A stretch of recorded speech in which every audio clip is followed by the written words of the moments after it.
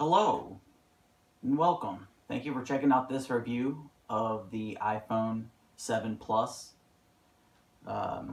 Today I'm just going to be doing an unboxing and a first impressions of it. I have used the phone for 24 hours, yeah, I have some thoughts on it. So let's get right into it. I was only able to get rose gold. That's all I had available. So hopefully I'll be able to find a matte black one in the next 14 days before my return runs out on this phone, and I can get the actual color I want. So there's the phone, same exact size as the 6 and 6S Plus. Basically the differences that I could see were the dual lenses on the back, the no microphone jack, and the actual physical home button is gone. It's an indent now only, but it does actually feel like an actual physical button. It's satisfying. You get that nice clicky type of sound and feel when you do actually press it, although you're not actually pressing a physical button anymore. So there's the phone. We get a charger, a charge cable,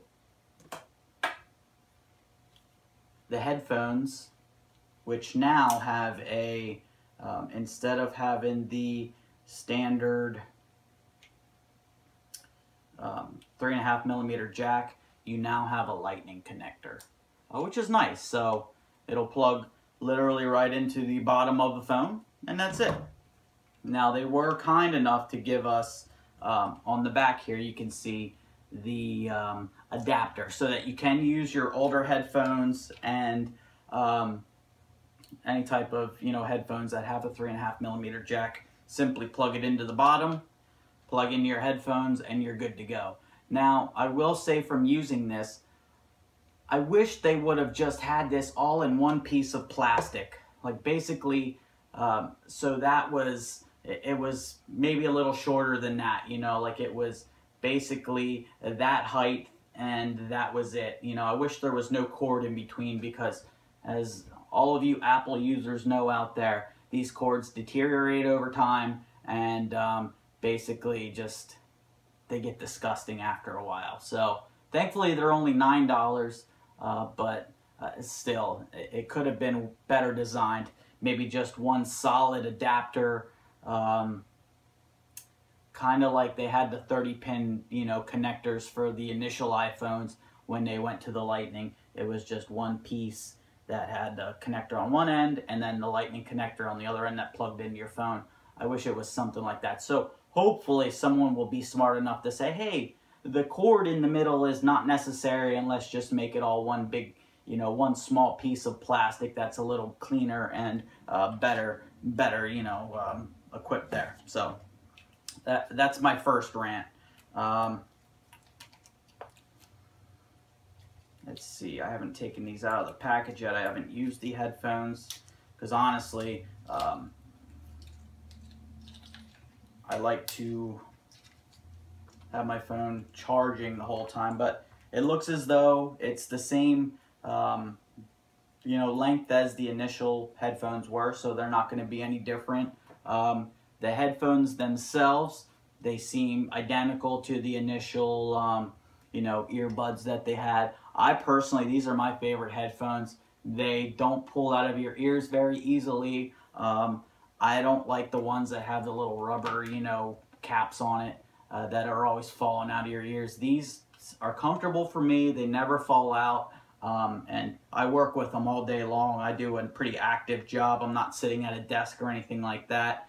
And they work fantastic for me. So thankfully they didn't change that up. I think they're perfect the way they were. Don't know how I feel about the earbuds yet, or the AirBuds, or whatever the heck they're going to be calling them. And I'm not sure that I'll even be spending $100 for a set of those. We'll have to wait and see. As far as this is concerned, it looks like we get a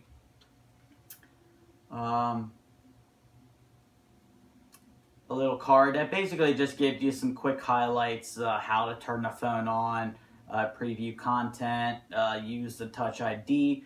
and that sort of thing. Some warranty information, it looks like, a couple Apple stickers, and that's it. Now,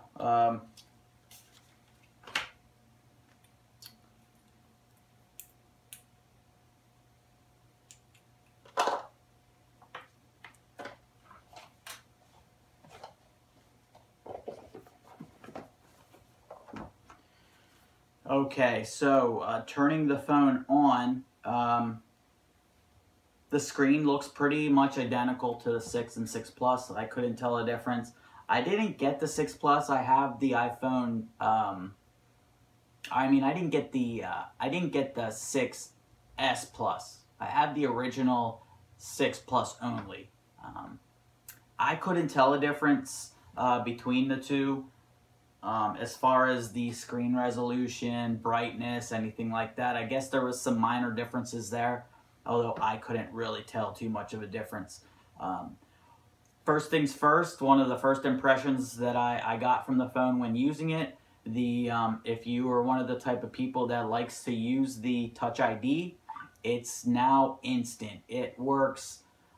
Before, with the older system, you had to put your finger on there and wait a second or two for it to recognize your thumbprint. Now it is lightning fast. As soon as you touch that, you feel the haptic feedback on it, the little vibration, and instantly it unlocks your phone and it's ready to go. The home button and the way it operates is a little different now. It'll take a little bit of getting used to from the previous 9, the iOS 9. The 10 seems to be different. They changed a few things on it. One thing I will say that I don't like about it, so far I like everything that the phone has to offer. I like all the new features. I do miss the audio jack already. They don't have the dual lightning connector adapters out yet, so you can't charge and listen to audio at the same time. So I'm already missing the audio adapter for the phone. The other thing that I'm not sure about yet, and that's one thing I really don't like, is I seem to be burning the battery up super fast. So hopefully this isn't going to be a community-wide issue where we're going to be having battery degradation problems, where the batteries are just wearing out super fast. It seems like it's not lasting as long as my 6 Plus did, but we'll have to see. It just seemed like I always had to have my phone plugged in and charging to be able to, watch video and YouTube videos and whatnot. It does have a nice feature that is Wi-Fi calling. So now if you live in a house that is very well insulated by block or steel, and you don't get good signal inside your house, you can turn on a feature now, and you go into your settings, you go into the phone, and then there's a feature called Wi-Fi calling. You enable that, and it basically will use your Wi-Fi in your house to place and receive calls, so you're not dependent on low signal, or if you don't get signal inside a house that you just don't get good reception there. It works really nice for that. So far, that's about all I've seen that as far as the actual physical hardware is concerned. One thing, like I said, I'll be taking a look at is the battery for sure, and the absence of the audio jack. I think in the long run, until we get these adapters and everything out there, it might hurt Apple. I know I'm terribly missing it already. So we'll have to wait and see how that plays out. Hopefully we get these. Belkin has some adapter that they're coming out with that has one lightning adapter, one lightning connector here, but on the other end of it, it has 2 female lightning connectors on it. So you can plug in an adapter like this, and then you can plug in your charge cable to the other side. You will still need to adapt from the lightning connector to your headphones though, so you're still going to need this, but I'm sure down the road someone will actually make a adapter that has a 3.5mm jack on it, and then the charge, connector on it. So we can just plug one little block into the bottom, have our charge cable and our audio jack there, and we're done. Unfortunately, I'll probably have to buy multiple ones, one for my work truck, one for my, personal car. That way that I'm always connected to audio and charging while I'm in my vehicles, which is mainly where I use it the most. So, yeah, I think that's it so far.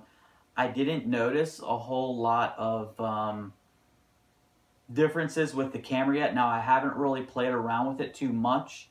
I will say that the zoom is cool. It has a 1 and 2 times zoom, so it's not like a digital zoom, which is nice. There's live photos, and I really do like the new texting features that they added. They added GIF, little pictures that move, and you can actually draw on the text now with your finger, different colors and all kinds of different things. They added a lot of rich features to texting, which makes it really cool and really nice now. If someone sends you a link from YouTube now, you tap on it and it'll actually give you a preview of the link without actually having to touch it and go to YouTube to see what it is they actually sent you, which is kind of nice. And yeah, I guess that's it for now. If you guys have any questions about the iPhone 7 Plus, make sure to leave them in the comments, and I'll try to do my best to keep up with everyone. So enjoy. All in all, I'd say 1 out of 10, 10 being the best. I give the iPhone 7 Plus, the iPhone 7 Plus, I think I'd give it around a 7. I was more impressed with the iPhone 6 Plus than I am with this phone. Now, this is supposed to be faster. It's supposed to have a better camera. I just don't know if it's worth $1,000 price tag that they're asking for it. So, again, there you go, guys. Hope you enjoyed. Subscribe for more content, and I'll see you next time. Peace.